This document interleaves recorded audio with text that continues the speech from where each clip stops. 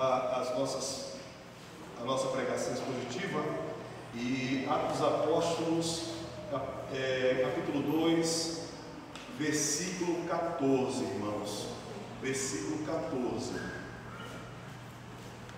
E para a leitura da palavra, aqueles que podem ficar de pé, reverência à palavra do Senhor, eu convido a ficarem de pé. Atos 2, 14. Eu dividi o discurso de Pedro, porque o discurso de Pedro é bem longo, e ele também é dividido em duas partes.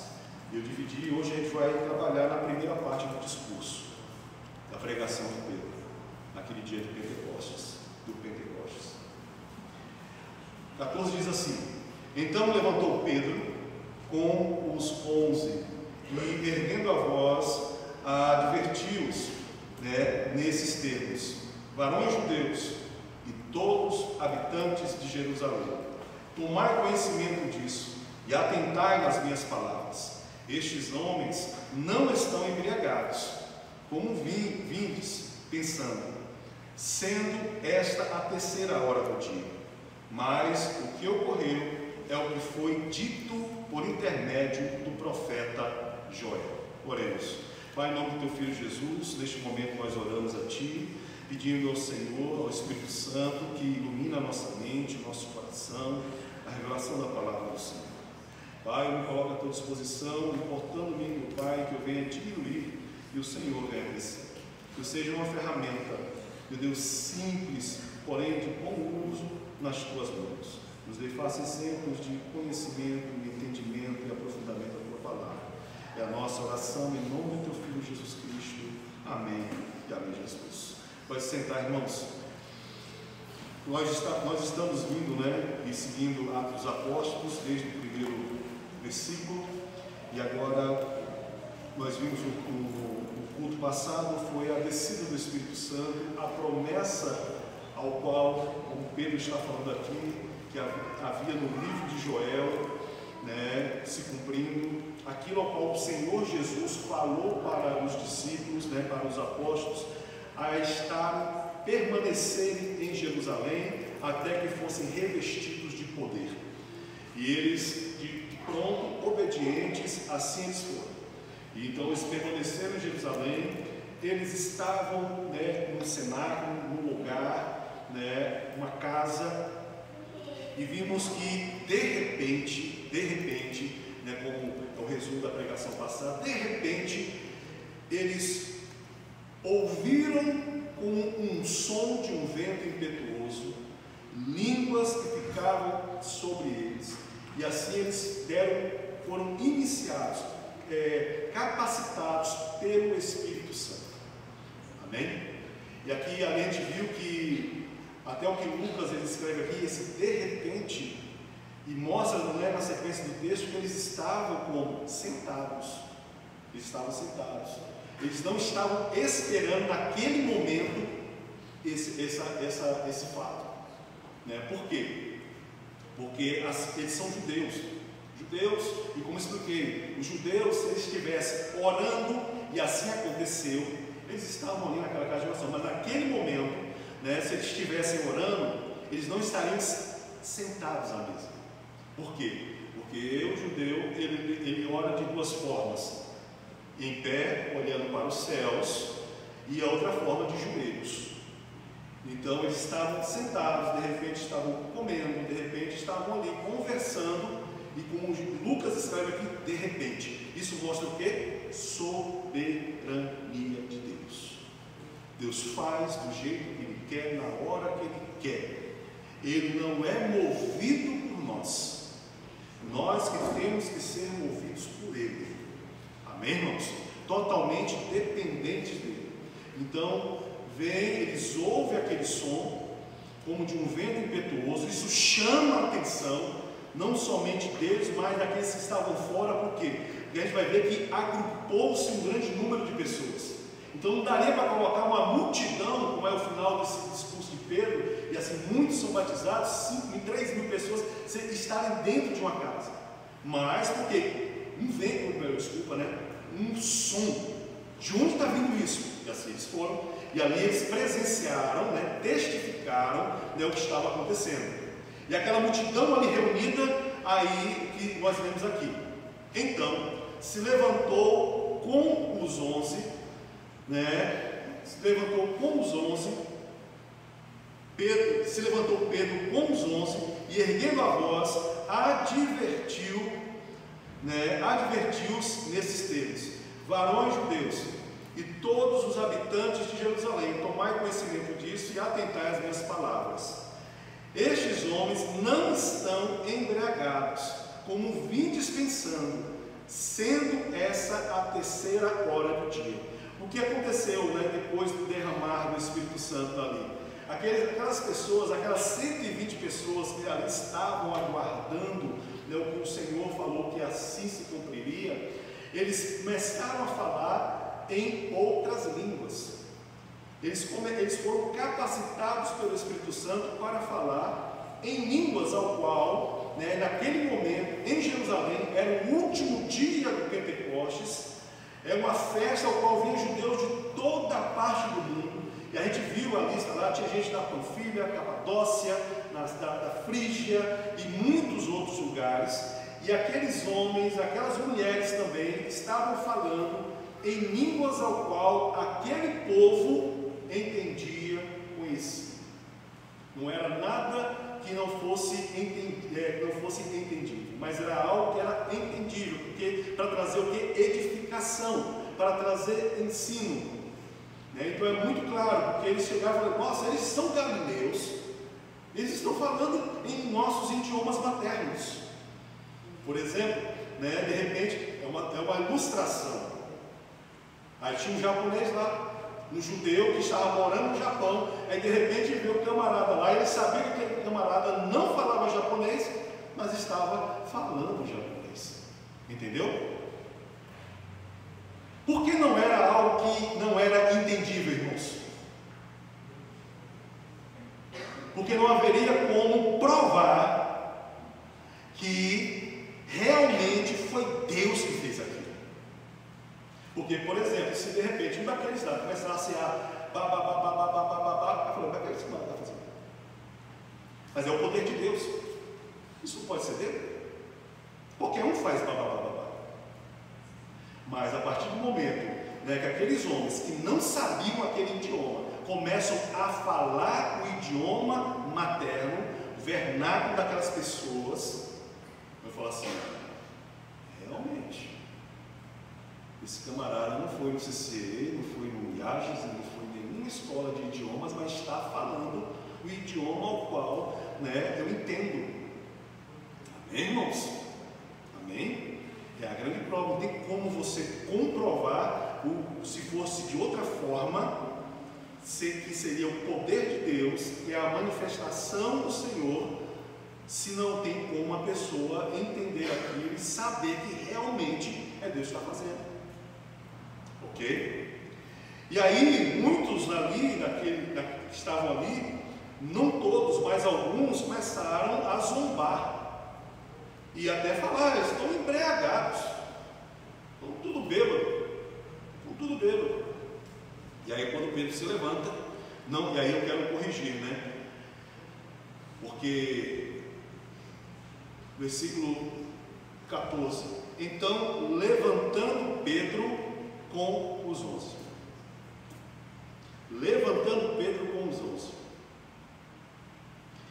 O que eu quero frisar aqui: Pedro, ele não era o único líder da igreja. Aqui mostra o que? O colégio apostólico. Todos tinham um propósito. Todos eram autoridade. Todos os 12. Aqui, Pedro e os 11 se levantaram. Tinham 120 pessoas, ao qual ocorreu esse fato, que estavam ali esperando, estavam no Senado. Mas aquelas pessoas que tinham autoridade foram chamadas pelo Senhor Jesus para terem autoridade, dando um start, início da igreja, foram 12. É lógico, teve um que se perdeu, e aí elegeram o outro no lugar, mas aqui o Matias já estava aqui. Então, né, não é Pedro, não somente Pedro, o grande líder da igreja, não, são os 12. Agora, homens e mulheres, um casal, somos iguais diante de Deus? Sim. Porém, cada um de nós temos uma responsabilidade. Como falei, nós homens, né, temos a responsabilidade, irmãos, de carregar, de nos sacrificar pelas nossas esposas e pela nossa família. As esposas, elas não têm suporte. Por isso que muitas vezes as mulheres se colocam nesse papel, e aí a gente vai observar que existem muitas mulheres, né, que estão frustradas, muitas mulheres que entram em depressão e assim por diante. Cada um tem o seu papel.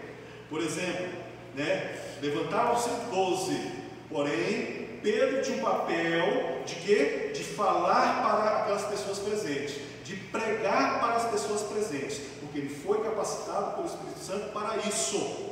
Para isso. Amém? E aí você vê, irmãos, como é a obra do Espírito Santo. Por quê? Porque daqueles 12, aquele que se levanta diante de uma multidão para testificar e testemunhar a respeito da obra do Senhor Jesus, foi uma pessoa que há um tempo atrás havia o quê? Negado o Senhor. Deus, o Espírito Santo, olha para você ver, a capacitação, trazendo coragem àqueles que são covardes. E muitas outras coisas mais que o Espírito Santo realiza na vida dos crentes, mudando, porque Pedro foi uma pessoa medrosa. Pedro, ele foi covarde quando perguntaram se ele conhecia o Senhor. E realmente ele foi covarde, mas aqui mostra a mudança que o Espírito Santo estava trazendo na vida daquele homem. Porque aquele que negou o Senhor diante de muitos, naquele momento ali, ele estava o quê? Confessando o Senhor, ele estava pregando a respeito do Senhor, ele estava com muita coragem e ousadia para falar as coisas de Deus. Amém? E se possível, que assim foi, com relação a todos os apóstolos, eles entregaram as suas vidas ao Senhor, em prol, né, dessa missão, dessa obra, irmãos. O Espírito Santo, ele vem para nos capacitar. O Espírito Santo, ele está na sua vida. Ele está desde o dia que você se converteu verdadeiramente. Ele habita dentro de você. Você não precisa pedir para ele, você que é crente, você que é convertido, você que realmente se entregou, você não precisa pedir para ele vir sobre você. Não, porque ele está dentro de você. Ele habita dentro de você. E ele nos capacita a sermos mais semelhantes ao Senhor, mais parecidos com o Senhor Jesus Cristo. De repente, alguém que se deixa ser usado por Deus, essa pessoa era uma pessoa tímida, não falava com ninguém. E o Espírito Santo vem, o capacita a estar muitas vezes pregando, a estar ensinando. É o meu exemplo. Eu tinha medo de gente, eu fugia. Hoje eu estou aqui diante de pessoas. Entendem, irmãos? Entendem? São coisas que acontecem na vida da pessoa, mudanças e transformações que acontecem na vida da pessoa, que assim temos provas, testemunho que realmente é Deus que está fazendo. E não são coisas que não têm lógica alguma. Esse é o problema. Muitas vezes, né, se dá como sendo obra do Espírito Santo coisas que não têm lógica, coisas que não tem como provar, coisas que são meramente humanas. Agora, quando você realmente vê mudanças como essa, de um homem que foi covarde, ele se posicionando diante de uma multidão, para aquilo ao qual ele negou, agora ele está, né, pregando a favor, falando a favor, colocando a cara a tapa em prol do Evangelho. E também o outro fato que aconteceu, aqueles homens que não sabiam aqueles idiomas começarem a falar idiomas ao qual tinham pessoas que estavam compreendendo. Aí, sim, realmente, essa obra é Deus que está fazendo. Amém? É o start da igreja, é o início da igreja, aonde esse poder ele está mais centralizado. Imagina um espelho d'água, um lago, sem nenhuma ondulação. Ok? Você já jogou uma pedra no lago, assim, um espelho d'água? O que acontece? O que acontece lá, Vitor? Vira uma onda, não é verdade? É uma onda. O maior, assim, a onda maior está onde? Mais próxima do centro. E essa onda ela vai se espalhando, não é verdade? E ela vai se dissipando. De repente não vai chegar nem na margem. Se nós prestarmos atenção e formos coerentes com a palavra de Deus, irmãos, nós vamos ver que é assim que é essa manifestação espiritual. Essa onda maior foi neste dia. Coisas que Deus fez, realizou naquele dia, Ele pode realizar hoje, mas não fará com a mesma intensidade. Deus pode capacitar alguém a falar uma língua de repente de um país ao qual ele nunca pisou e nunca ouviu? Pode sim, pode. Mas você vê testemunhos assim? Por quê? Porque tem várias escolas de línguas hoje. Mas naquele tempo não. Amém? O Espírito Santo transforma covardes em corajosos. E há poder, lhe dá poder em testemunhar com ousadia quando guiado pelo Espírito Santo. Ele nos capacita a isso, ele nos encoraja a isso. É sempre em prol do Evangelho. Não é em prol de causas próprias, não é em prol de si mesmo, mas sempre em prol do Evangelho, da obra do Senhor, da pregação fiel do Evangelho. Versículo 15. Esses homens não estão embriagados como vinhos pensando, sendo esta a terceira hora do dia. Mas o que ocorre é que foi dito por intermédio do profeta Joel, do 15 ao 16. Então, Pedro está aqui falando que aquele fenômeno, aquilo que aconteceu, não era embriaguez. Eles não estavam bêbados, né? Porque ele fala assim, 9 horas da manhã, a terceira hora do dia. Quem vai estar bêbado, né? Uma multidão de pessoas, eram 120 pessoas, todas bêbadas, né? Naquela hora do dia. Não, eles estavam sóbrios, né? E aí ele traz o que é necessário na pregação, o que deve ser indispensável no anúncio da palavra de Deus, para que o Senhor alcance os corações, para que se cumprir, né, aquilo ao qual está escrito na palavra do Senhor em Efésios: quando ouvistes a palavra da verdade, o evangelho da salvação, foste selado pelo Espírito Santo. Pedro, ele, ao se levantar junto com os 12 e começa a discursar, ele não falou de si. Pedro, ele não falou de alguém. Pedro, ele trouxe para aquelas pessoas, ele pregou para aquelas pessoas a palavra de Deus, o texto bíblico. E ele cita, né, como nós estamos lendo aqui, ó, versículo 16: mas o que ocorre é o que foi dito por intermédio do profeta Joel. Ele traz para explicar o que estava acontecendo, né, o que estava escrito, a profecia que havia no livro, nas escrituras sagradas, no livro de Joel. Ele não se apegou à experiência, irmãos.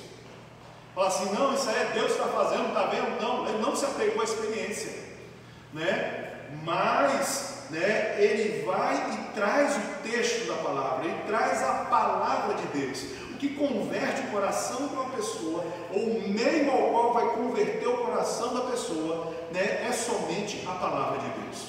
E quando Deus quer. Por quê, pastor? Vamos pegar um exemplo, um ateu. Eu estou falando de um ateu, mas não um ateu, fala assim, eu não acredito em Deus. Um ateu que, sabe, acadêmico, que conhece, que estudou a Bíblia para refutar a Bíblia, para refutar um crente. Porque para você refutar, para você ir contra alguém, você tem que conhecer, não é verdade? Não adianta eu tentar chegar e falar, eu não sei nada de futebol, vou falar algo, né, contra o futebol, sendo que eu não sei futebol. Então eu tenho que conhecer. Então por isso eu estou falando, um ateu robusto, alguém que estuda, alguém que muitas vezes sabe mais da Bíblia do que a gente. Lê, entende, até a capacitação de versículo por versículo. E essa pessoa é ateu. O meio para alcançar o coração deste homem, né, é eficaz, é a palavra de Deus? Sim. Mas por que não alcançou? Porque Deus não quis. Agora, quando essas duas coisas se juntam, aí você vê. A gente ouve testemunhos de uma pessoa que era ateu, de repente leu, e ali, é lógico, ele tem que ler para refutar. E Deus foi lá e abriu o coração dele. O Espírito Santo o selou naquele momento. Porque o meio, a via ao qual Deus vai ao coração, alcança o coração dos homens, é a sua palavra. Porque ele é fiel à sua palavra. A palavra dele, não a palavra nossa. Eu posso contar um testemunho lindo da minha vida. Você vai chorar. Você vai se alegrar. Mas Deus não é fiel à minha palavra. Ele só vai operar no coração da humanidade através da palavra dele. Porque ele vela sobre a sua palavra. E Pedro, ele traz a palavra de Deus. Pedro não vai falar, antes eu neguei o Senhor, hoje eu estou aqui. Não. Ele chega e fala, o que vocês estão vendo foi predito, foi escrito pelo profeta Joel. E aí ele cita o texto do profeta Joel. Amém? Cita o texto do profeta Joel, versículo 17. E aconteceu, nos últimos dias, diz o Senhor, que derramarei o meu espírito sobre toda a carne. Vossos filhos e vossas filhas profetizarão, vossos jovens terão visões, e sonharão os vossos velhos. Até sobre os meus servos e sobre as minhas servas derramarei o meu espírito naqueles dias, e profetizarão. A primeira coisa que nós devemos atentar aqui, a profecia diz que acontecerá que nos últimos dias. Que últimos dias são esses? Desde o momento do nascimento do Senhor até a segunda volta dele. A igreja, ela sempre viveu, a igreja cristã, ela sempre viveu esses últimos dias. Desde a primeira volta do Senhor, da primeira vinda do Senhor, até a segunda, que está por vir. Esses são os últimos dias. Dentro desse período, está se cumprindo essas profecias. Se cumpriu, na verdade, né? Se cumpriu essa profecia do profeta Joel. Aí se cumpriu ali. Deus não vai ficar repetindo as coisas. Já se cumpriu.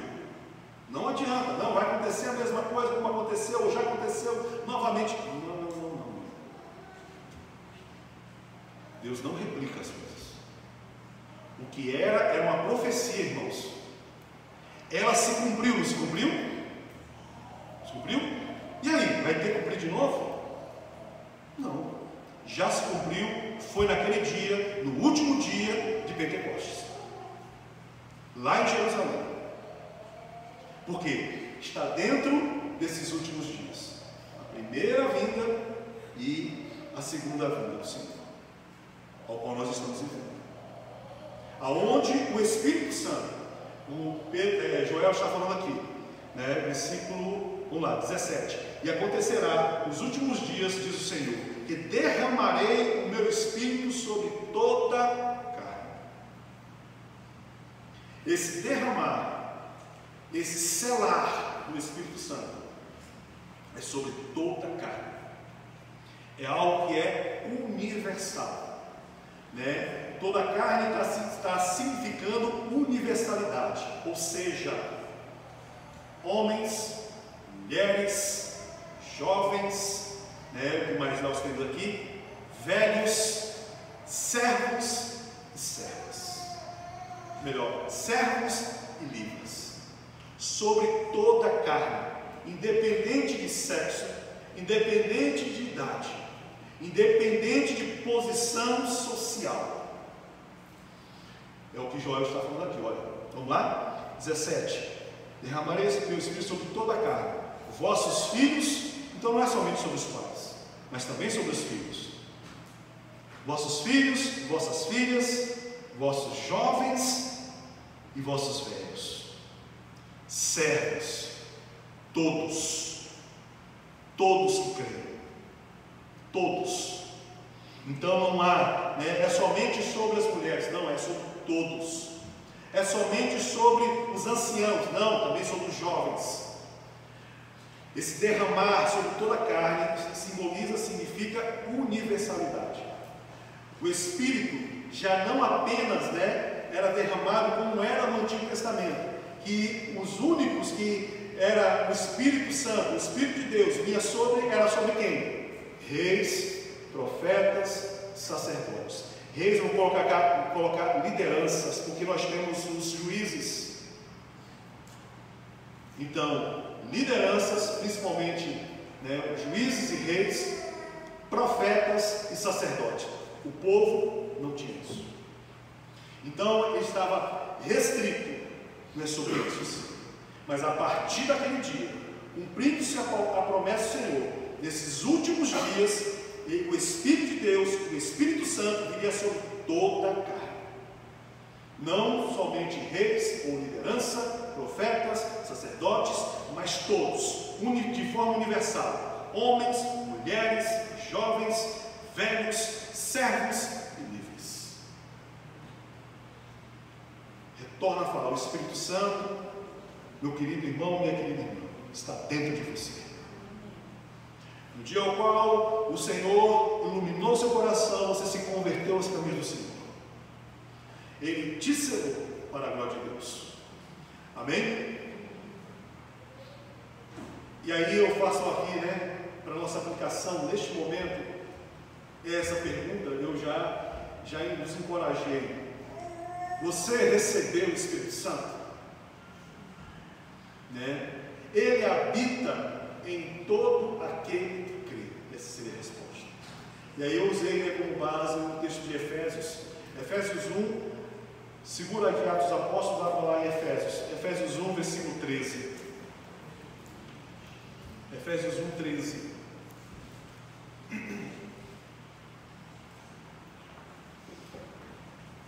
Efésios 1, 13.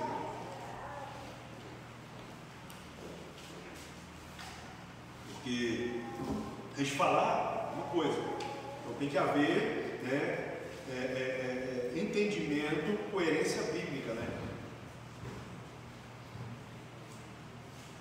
Efésios 1, versículo 13 diz bem assim a palavra do Senhor: em quem também vós, depois de ouvistes a palavra da verdade, o evangelho da vossa salvação, tendo nele também crido, foste selado com o Espírito Santo da promessa, o qual é o penhor da nossa herança, até ao resgate da sua propriedade, em louvor da sua glória. Então, nesses últimos tempos, né, olhando, observando o texto de Joel, nesses últimos tempos, o Espírito Santo seria derramado sobre a igreja, né, na vida daquele crente. E aí o meio ao qual seria de alcançar o coração desse crente, ou desse futuro crente, a palavra da verdade. O que é a palavra da verdade? O evangelho da salvação. Não é um evangelho misturado. Não é um evangelho que está, sabe, sincrético, sincretizado, né, misturado com outras coisas. Não é um evangelho misturado com, sei lá, com coisas pagãs, como existe muito, né, outras coisas mais. Não, é o evangelho, falando a respeito da obra do Senhor, da obra de cruz, porque é o nosso maior bem.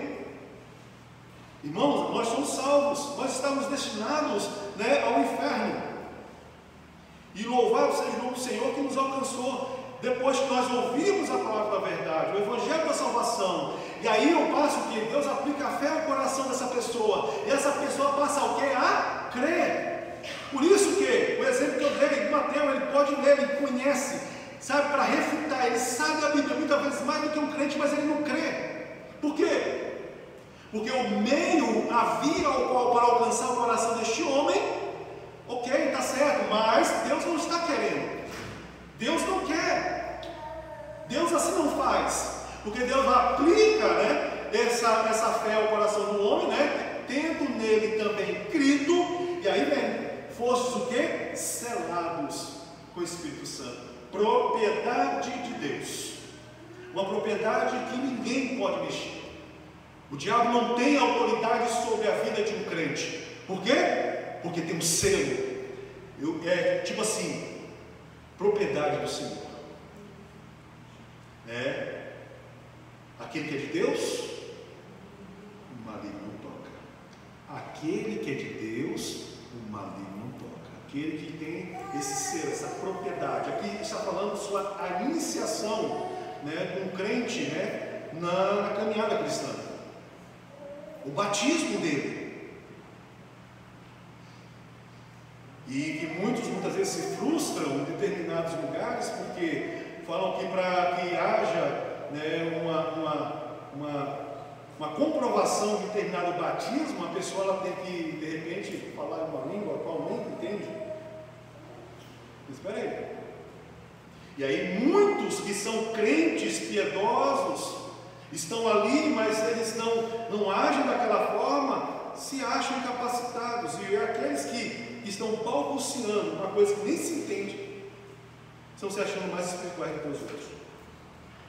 Mas sendo que o crente, ele é batizado, ele é iniciado nesta hora, e não precisa de nenhuma manifestação externa nesse momento. Por quê? Porque foi alcançado internamente. Aí sim, vai se manifestar externamente como? Temor ao Senhor, obediência ao Senhor, santidade de vida. Não adianta a pessoa chegar e estar falando um monte de coisa que não é entendível e viver pior do que um pagão, do que um não cristão. Não é verdade? Essa manifestação vem através da nossa vida, da nossa salvação, que nós vamos o que? Desenvolvendo. Falando em Filipenses, desenvolvendo a nossa salvação. É a nossa santificação, e a santificação ela se dá, né, através da presença do Espírito Santo dentro de nós, ao qual nos convence do pecado, da justiça e do juízo de Deus. E ele, como em Efésios nós estamos vendo, o qual é o penhor da nossa herança. Ele é a garantia que dentro desses últimos dias, da primeira vinda até a segunda vinda, que se cumpriu a profecia que estava no livro de Joel, iniciando ali na igreja, né, na primeira igreja lá em Jerusalém, naquele momento, é a garantia que esse crente que foi selado, ele vai chegar até o fim. É a garantia que ele não vai se perder. Versículo 19 de Atos dos Apóstolos: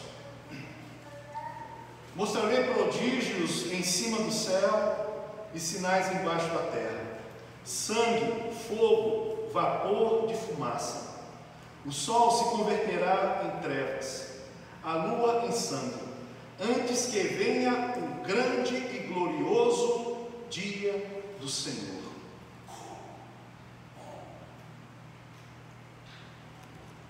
Então, aqui o profeta Joel, ele traz, né, ilustrações e até mesmo com imagens, né, apocalípticas, céus, né, sinais dos céus, sangue, fogo, fumaça. Isso estará cada vez mais acontecendo, as coisas estarão se afunilando, as dores aumentarão, apontando para o grande dia do Senhor. O grande dia do Senhor.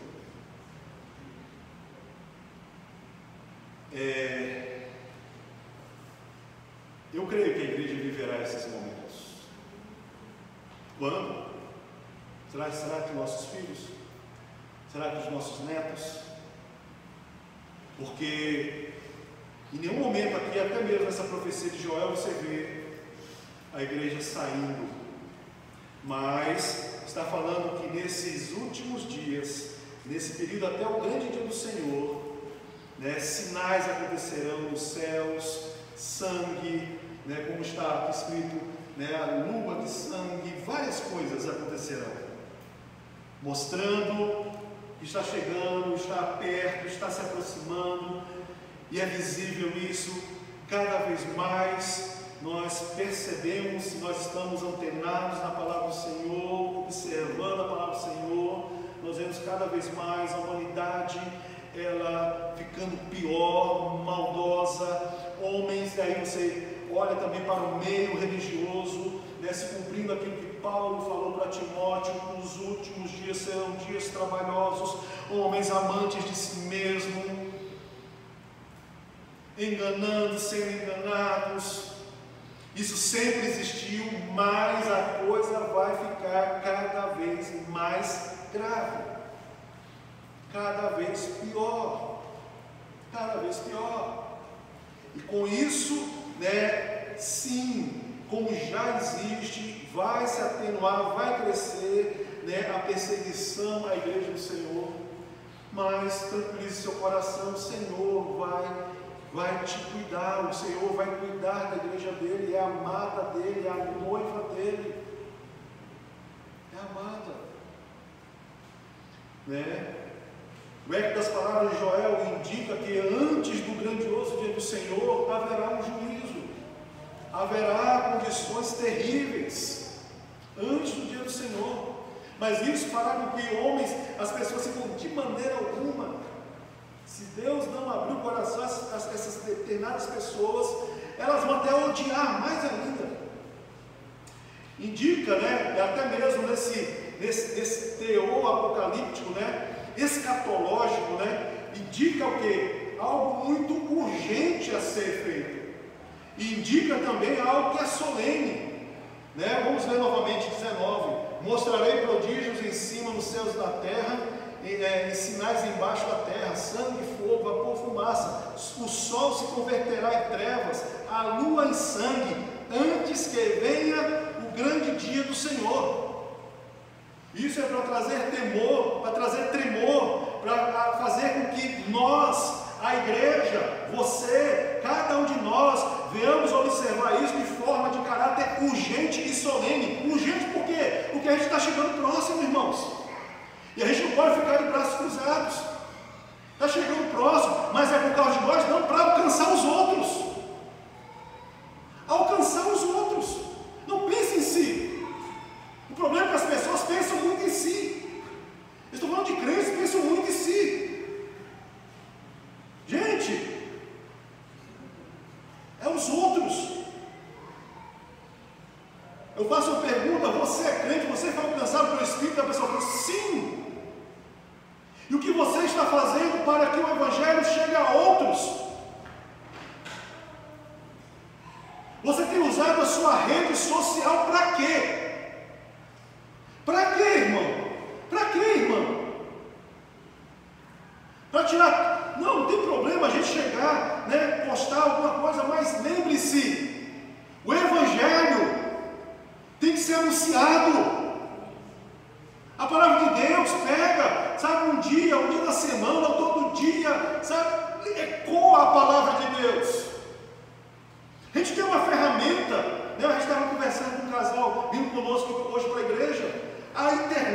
as redes sociais é uma ferramenta que invade a casa das pessoas, invade a privacidade das pessoas, independente de horário, independente de país, independente de qualquer coisa.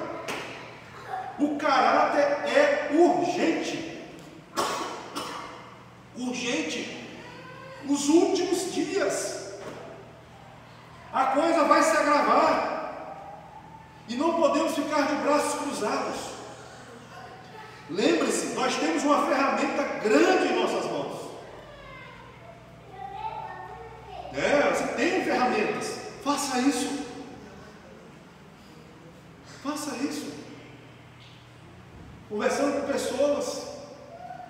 Lembre-se de outra coisa: o mundo lê o Evangelho através da nossa vida. O que nós estamos testemunhando para o mundo? O que aquela pessoa que não conhece Cristo ou não quer saber de Cristo está vendo em nós? O caráter é urgente. Nos últimos dias derramarei meu Espírito, capacitando os crentes. O Espírito Santo está na sua vida, está dentro de você, para te capacitar a fazer isso, para te capacitar a ser um crente mais parecido com o Senhor, mais parecido com o Senhor, e não ser um homem melhor do que você é. Nós estou falando com relação ao Evangelho, eu quero usar uma palavra que eu ouvi, ser uma melhor versão de você. Não, de maneira alguma. Sabe por quê? Porque a melhor versão de você é pecadora, não é verdade? Tira a graça de Deus da sua vida, tira a graça de Deus da sua vida, da humanidade, vai sobrar o quê? Aquilo que a gente detesta, que a gente não aceita no outro. Pecado, porque ainda habita em nós uma natureza pecaminosa. Em resumo, o que você faz de bom é Deus que está fazendo através de você. E o que você faz de ruim, isso é você mesmo. Lembre-se disso. E você tem o Espírito Santo dentro de você para ecoar o Evangelho, para anunciar o Evangelho, para falar das boas novas. O Espírito Santo, essa promessa se cumpriu para isso. Não é para se achar melhor, não é para se achar mais santo, mas é para alcançar os que estão perdidos. Lembre-se disso, irmãos. O mundo lê o Evangelho através da sua vida. O caráter é urgente e também o caráter é solene. Solene por quê? Porque lida com assuntos eternos, o destino de almas, o juízo de Deus e a cruz de Cristo. O tempo é curto, os últimos dias já começaram, já fazem 2000 anos que já começaram já. Estamos no tempo da graça, mas o dia do Senhor está à porta. Façamos, que venhamos nos empenhar em anunciar a palavra do Senhor. Para isso o Espírito Santo, ele veio sobre a igreja, não para fazer shows, não para trazer emocionalismo, mas o caráter é salvar. E para salvar, precisamos anunciar o Evangelho. Amém. E aí, a gente vai até o 21, encerra essa primeira parte do discurso, ao qual Pedro está falando sobre o que estava se cumprindo, o que estava escrito no Antigo Testamento. E ele termina nessa primeira parte dizendo assim, no versículo 21. E acontecerá que todo aquele que invocar o nome do Senhor será salvo. É o convite.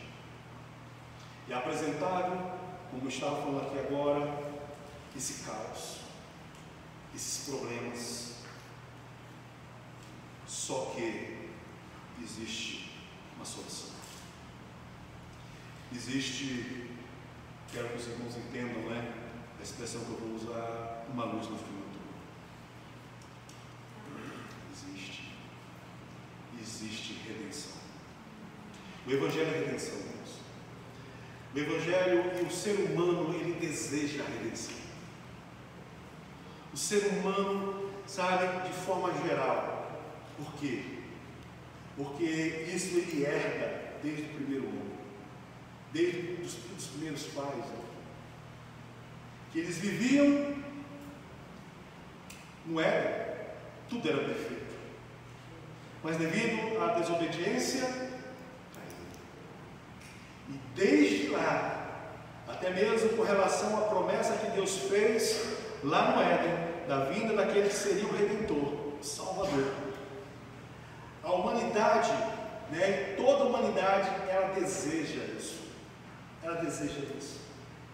Mesmo de forma inconsciente, a gente vê isso, eu já até comentei, você vê isso nas obras. Você vê isso num filme. Como assim, pastor? Ali mostra, né, o que está por trás, está dentro do coração do homem, desejando a redenção. Você assiste um filme, geralmente um filme, vamos lá, né, qualquer filme. Está tudo muito bem. A pessoa feliz, aquela coisa toda, ó, e mesmo sem saber que está fazendo isso, mas é o desejo do ser humano. Aí acontece uma catástrofe, não sei. Tem um filme que você assiste, a peça de teatro que você assiste, não sei. E acontece algo mal. Que isso representa o quê? Mesmo sem a pessoa que fez entender. E aí aqueles que estão vivendo aquela trama, né, precisa de um mocinho para os tirar daquela condição, né, sair daquela condição caída para ir para uma condição melhor, gloriosa, redenção. O ser humano, ele deseja isso. Todos nós desejamos isso. A gente vê isso, não precisa ser convertido, como estou falando. No filme você vê isso, em uma obra literária, numa obra de arte você vê isso. Porque é a expressão interna do homem que foi separado de Deus devido ao pecado. E o Evangelho é essa redenção para nós. O Evangelho é a cura para nós. O Evangelho é a nossa salvação. E aqui Pedro, ele chega e cita, né, versículo 21, e acontecerá que todo aquele que invocar o nome do Senhor será salvo dessa condenação. Será salvo, né, do que está por vir. Esse grande, temível dia do Senhor. Será salvo da ira de Deus, da ira justa de Deus. Pedro prepara o caminho para apresentar Jesus Cristo, porque agora, a partir daqui, ele apresenta Jesus Cristo. Nós não vamos entrar nesse texto, vai ficar para o próximo domingo. Foi Jesus que te alcançou. E o meio, o caminho ao qual alcança o coração dos homens é o Evangelho. E a gente não precisa pagar nada por isso. Pedro falou assim: para você alcançar essa salvação, você tem que realizar isso. Para você, né, alcançar essa salvação, você tem que, né, fazer determinada coisa, pagar determinada promessa, fazer determinado voto, sei lá, o que muitas vezes ensinaram. É gratuita, é invocar o nome do Senhor. E como crerão se não há quem pregue, gente?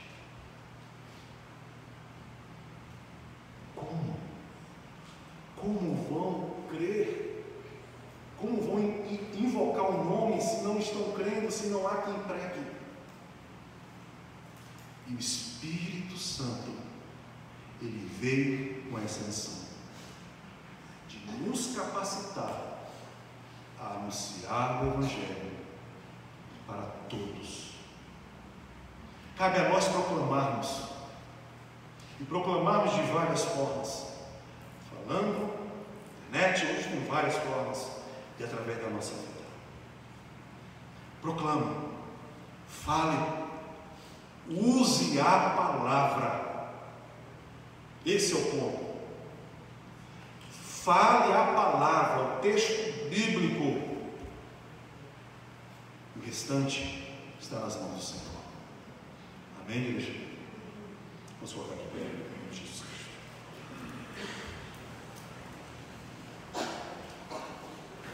Os últimos tempos. E esses últimos tempos, muitas vezes, a gente vê os profetas do Apocalipse, tem gente que é nos últimos tempos.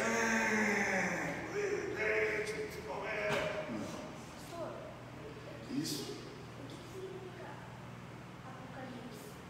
Apocalipse é a palavra revelação. Apocalipse é uma palavra grega, significa revelação.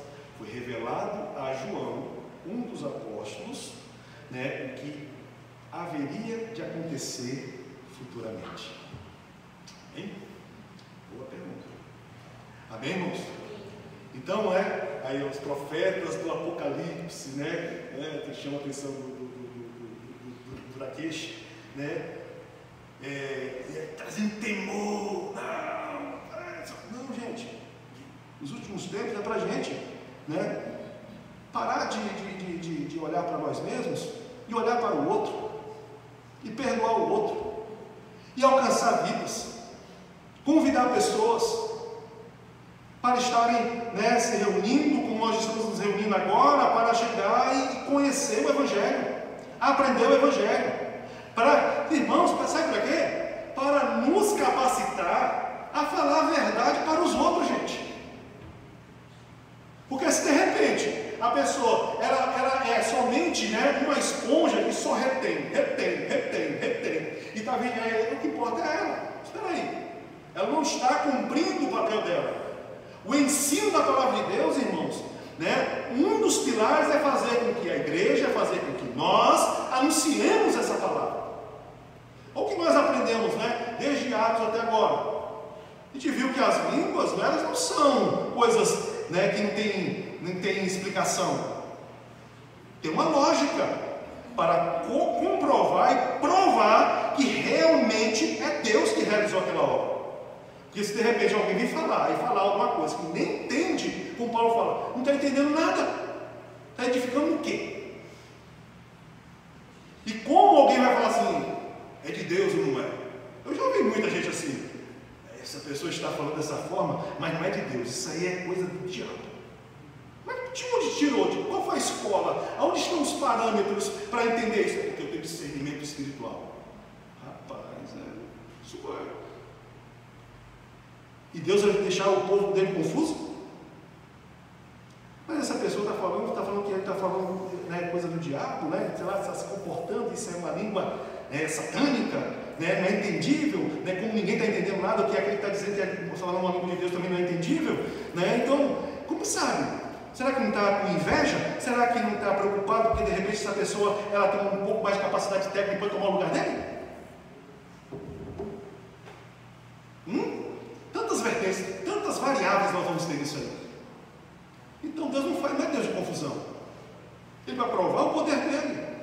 Ele chega e derramou o Espírito Santo capacitando a igreja dele. Naquele momento não havia escolas, eles tinham que sair pelo mundo como saiu pelo mundo.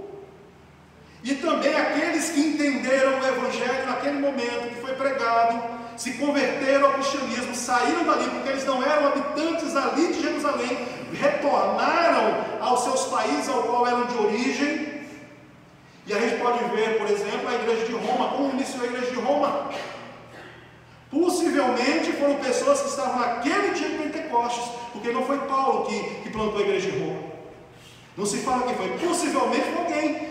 irmãos que eram, que ali fala, né, no texto de Atos, nós lemos, romanos estavam lá também, judeus que moravam em Roma. Então eles ouviram e levaram. Nós ouvimos e devemos levar.